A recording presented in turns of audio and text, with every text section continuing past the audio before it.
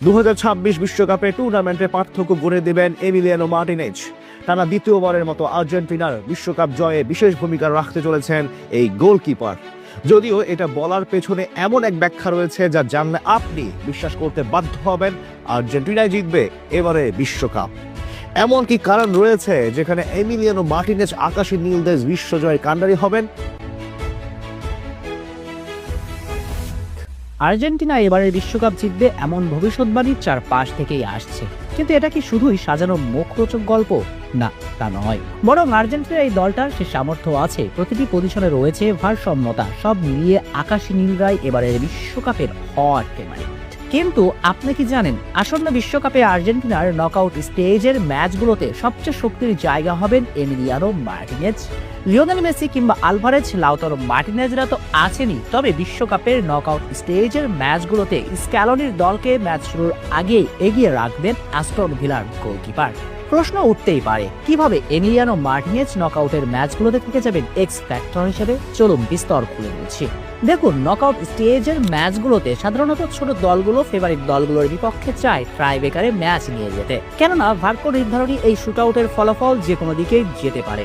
আর match ট্রাইব্রেকারে গেলে বড় দলগুলো মানসিকভাবে পিছিয়ে থাকে অনেকটাই, কারণ ছোট দলগুলোর হারানোর কিছুই থাকে না, তাই ট্রাইব্রেকারে অনেকটাই নির্ভর থাকতে পারে ছোট দলগুলো। কিন্তু পরাশক্তিদের জন্য ঘটনা থাকে ঠিক উল্টো, তারা সবসময় চাপে থাকে, স্নায়ু ধরে রাখা তুলনামূলক কঠিনই হয়ে পড়ে।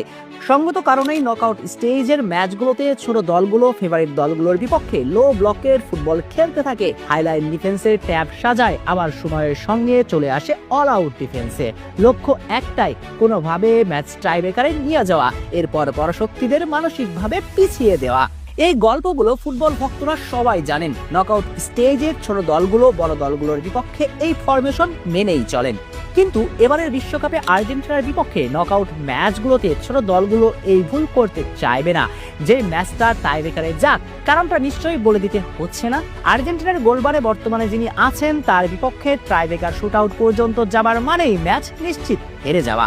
তাই যা করার নির্ধারিত 90 মিনিটের মাঝেই করতে হবে, অর্থাৎ নকআউট স্টেজে আর্জেন্টিনার বিপক্ষে লো ব্লক ফুটবল খেলার বোকামি করতে চাইবে না প্রতিপক্ষের কোচরা। জিততে চাইলে 90 মিনিটের খেলাতেই সবকিছু করে আসতে হবে। তাতেই যখন ছোট দলগুলো ডিফেন্সিভ স্ট্র্যাটেজি থেকে আর্জেন্টিনার বিপক্ষে সরে আসবে, তখনই মেসি আলভারেজদের জন্য সবকিছু সহজ হয়ে যায়। 3-4 গোলেও ম্যাচ শেষ করে আসা সম্ভব। শুধু ছোট দলগুলোই কেন, বড় দলগুলোকেও এমি সংখ্যা তাড়া করে বেড়াবে নকআউট স্টেজের ম্যাচগুলোতে। ধরুন, পর্তুগালের বিপক্ষে কোয়ার্টার ফাইনালে মুখোমুখি হয়েছে টিম